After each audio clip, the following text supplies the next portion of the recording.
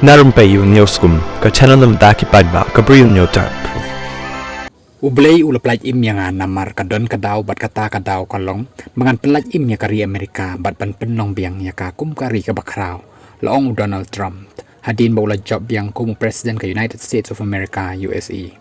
Trump ula job persya ka kertong jang ka Democratic Party ka Kamala Harris da ka ba ula tam ya ka electoral vote ka ba uday ban yo ars pa anyo po vote naki sans pa lai po prat liki electoral vote.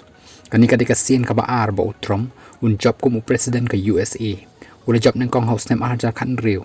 Ula rem salit no house nem arja arpo hau Joe Biden. Laban kedohang ni bah ka kat lai tarik unai tung mentakas nem. Kat bau Trump udang yalap election haka jela Pennsylvania. Kaladan ka jing persang ban shim ya ka jing Im Jong-u. Haba uwei ubriu ula siat na jengai da ka sniper rifle. Tang ba ukuli.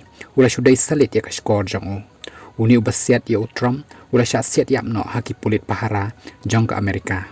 Kam hadin kaladan biang kajing persang ban siat ya Trump kat bau dang don hakaway nakija kaya lek kai golf ndrai kinong pahara kila yok kem no yo new brio hakani kajing kren Jong-u syakinong kersan Trump uban long presiden basau punyo jong kari Amerika ula ong baka jing job Jong-u kadai kajing job biang jong kajing sensyar pat ba hari Amerika bat kadai kalat bakari kan long biang kari ka bakraw haka perthai kublai sibun ka jing trai shitom jong pi bat nganget kan long kalenti bat ngin penlong biang ya kari Amerika kum ka way na kari ka bakraw bor haka perthai kan nong yalam haka perthai ulong kinong yalam jong kiri ka perthai kan thup yo menteri rang badu jong kari India un Narendra Modi kila ai kublai kitbok yo Trump bat kular ban ai ka jing trai lang badu